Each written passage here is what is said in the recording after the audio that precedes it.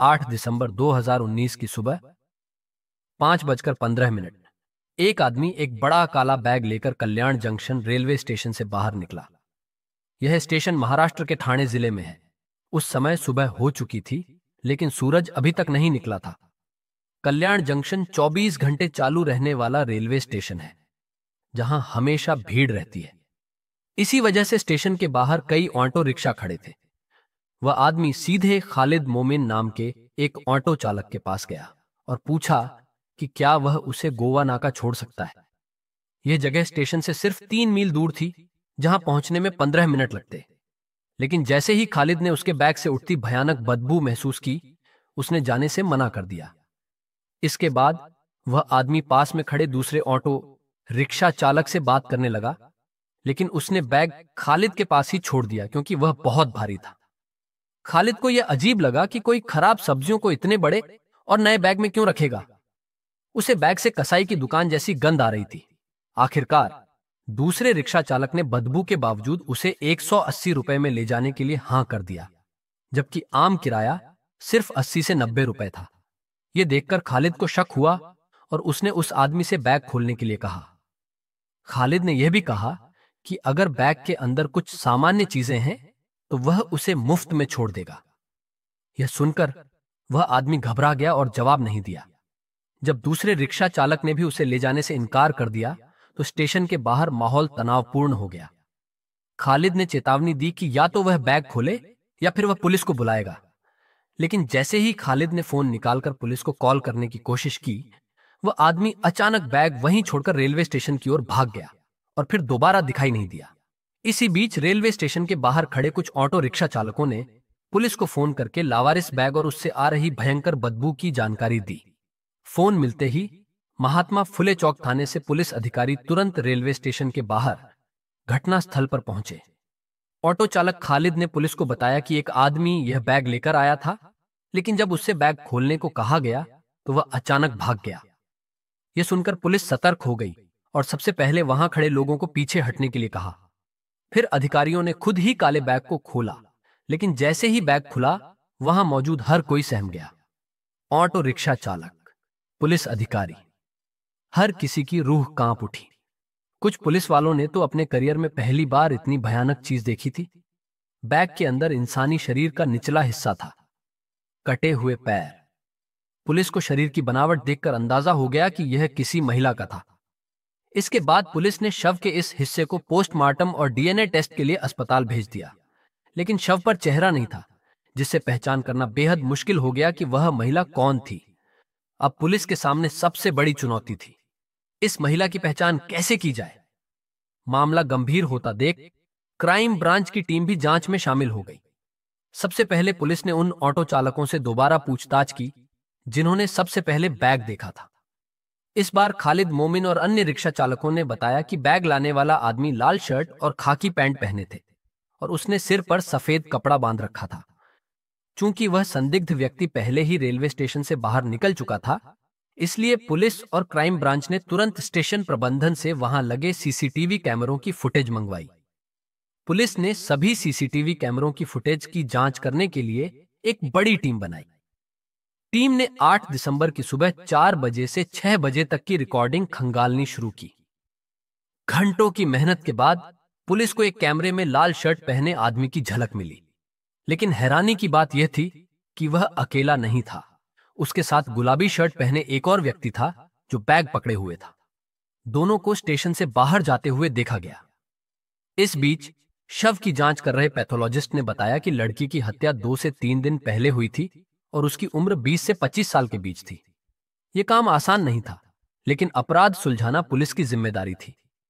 इस बीच लड़की के शरीर का सिर्फ आधा हिस्सा मिला था, जिससे पुलिस को शक हुआ कि हत्यारे ने उसके बाकी हिस्सों को भी अलग अलग बैग में पैक कर कहीं और फेंक दिया होगा। साथ ही पुलिस ने अपने मुखबिरों को भी सक्रिय कर दिया ताकि यह पता लगाया जा सके कि क्या आसपास के इलाकों में 20 से 25 साल की कोई लड़की हाल ही में लापता हुई थी। कड़ी मेहनत के बाद पुलिस को आखिरकार लाल शर्ट वाले व्यक्ति का सुराग मिल गया। वह सुबह करीब 4 बजे टिटवाला रेलवे स्टेशन पर ट्रेन का इंतजार करता हुआ नजर आया। उसके पास वही बड़ा भारी काला बैग था जो उसने कल्याण रेलवे स्टेशन पर भी रखा था। लेकिन इस बार एक चौंकाने वाली बात सामने आई। टिटवाला में वह अकेले बैग उठा रहा था, जबकि कल्याण स्टेशन पर गुलाबी शर्ट पहने एक दूसरा व्यक्ति उसकी मदद कर रहा था। इस सुराग को आगे बढ़ाने के लिए पुलिस ने टिटवाला रेलवे स्टेशन के बाहर खड़े ऑटो रिक्शा चालकों से पूछताछ करने का फैसला किया। उन्होंने सीसीटीवी फुटेज से संदिग्ध के कुछ स्क्रीनशॉट निकाले और एक एक करके सभी चालकों को दिखाने लगे। वे पूछ रहे थे, क्या आपने इस आदमी को बड़े बैग के साथ रेलवे स्टेशन पर छोड़ा था? तभी एक ऑटो रिक्शा चालक आगे बढ़ा और पुलिस को बताया, मैंने ही 8 दिसंबर की सुबह उसे स्टेशन पर छोड़ा था। जब पुलिस ने पूछा कि वह व्यक्ति कहां से रिक्शा में बैठा था, तो ड्राइवर ने जवाब दिया, टिटवाला शहर में इंदिरा नगर नाम की एक जगह है। वह आदमी वहां एक सड़क के किनारे खड़ा था। जैसे ही उसने मेरा ऑटो रिक्शा देखा, उसने हाथ देकर मुझे रोका और टिटवाला रेलवे स्टेशन ले जाने के लिए कहा। उसके पास बहुत बड़ा बैग था जिसे वह खुद नहीं उठा पा रहा था, इसलिए मैंने उसकी मदद की और बैग रिक्शा में रखवाया। फिर उसके कहे अनुसार मैंने उसे टिटवाला रेलवे स्टेशन पर उतार दिया।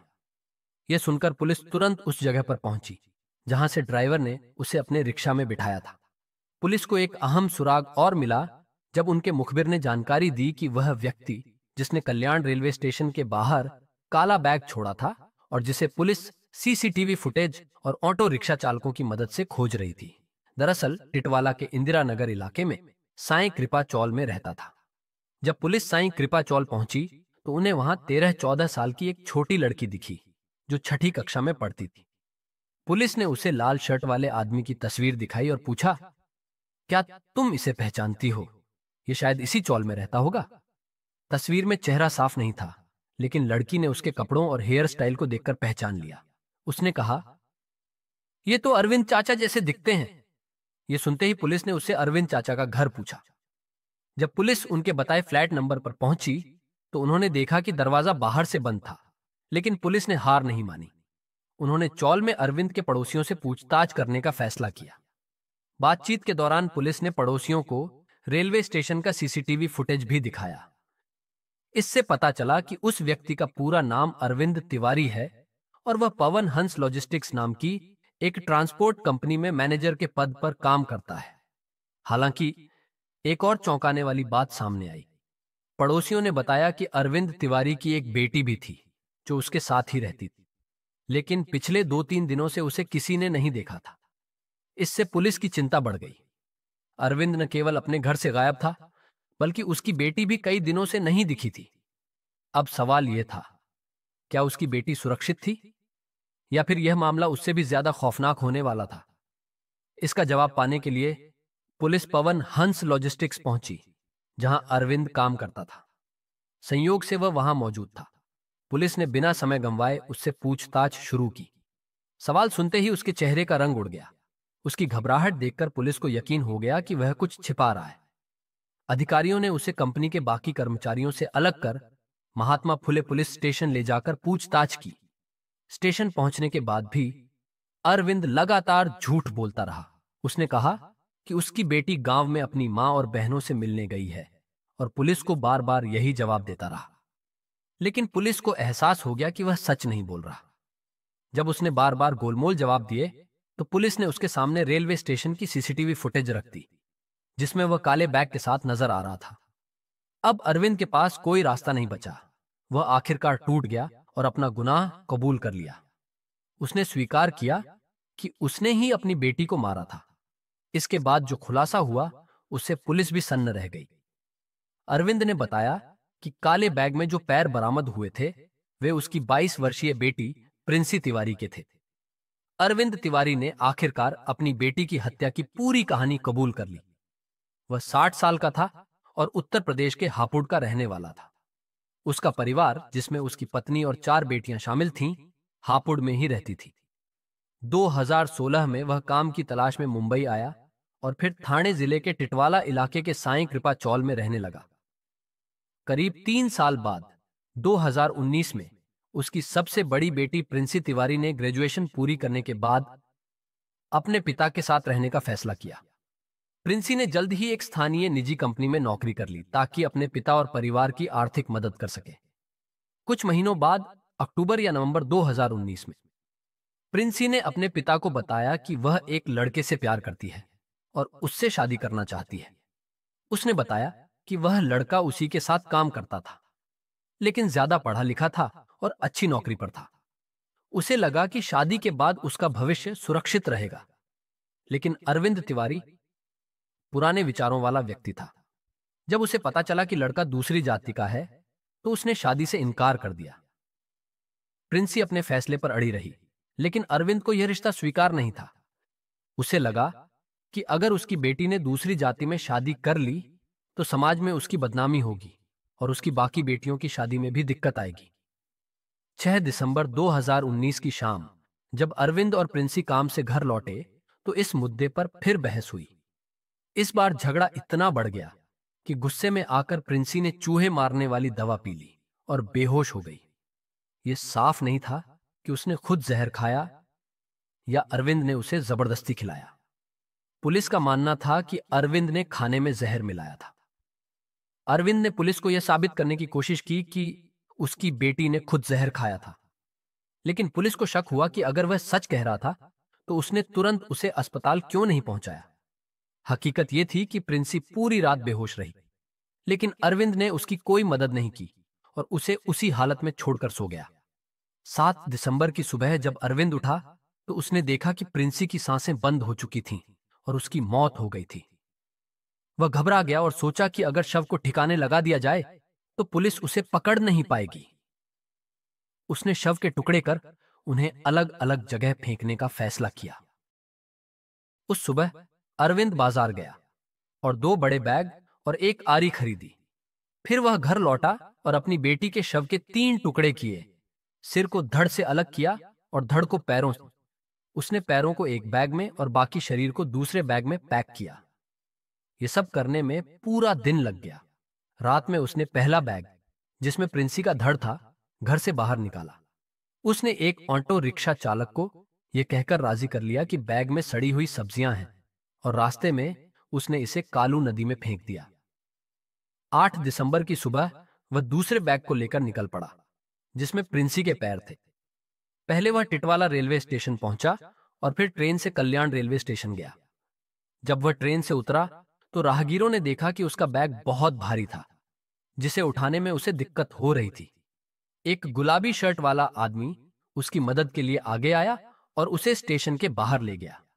बाद में पुलिस ने जांच के दौरान साफ किया कि गुलाबी शर्ट वाला व्यक्ति हत्यारा नहीं था। उसने सिर्फ अरविंद का बैग उठाने में मदद की थी।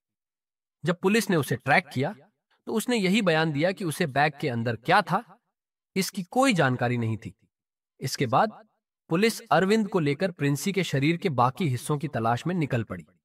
उसने स्वीकार किया कि उसने अपनी बेटी के धड़ को कालू नदी में फेंक दिया था। पुलिस ने नदी के बहाव का अनुसरण किया और 11 दिसंबर को कल्याण की उल्हास नदी में बैग बरामद कर लिया, क्योंकि कालू नदी अंततः उल्हास नदी में मिल जाती है। अब पुलिस को प्रिंसी के सिर की तलाश थी। अरविंद उन्हें उस जगह लेकर गया जहां उसने सिर फेंका था, लेकिन कई दिनों की कोशिश के बाद भी सिर नहीं मिला। हालांकि पुलिस ने वहां से हत्या में इस्तेमाल की गई आरी बरामद कर ली। फोरेंसिक जांच के बाद पुष्टि हो गई कि बरामद शव प्रिंसी तिवारी का ही था। यह पूरी घटना एक ऑटो रिक्शा चालक खालिद की सतर्कता की वजह से उजागर हुई। एक पिता ने सिर्फ जाति की वजह से अपनी बेटी की नृशंस हत्या कर दी थी। अब अरविंद तिवारी पुलिस की गिरफ्त में था। उसने न केवल अपनी जिंदगी बर्बाद की, बल्कि अपनी पत्नी और बाकी 4 बेटियों की जिंदगी भी उजाड़ दी। अंततः वह अपनी बाकी की जिंदगी जेल में गुजारेगा। इसी के साथ प्रिंसी तिवारी हत्याकांड का अंत हुआ।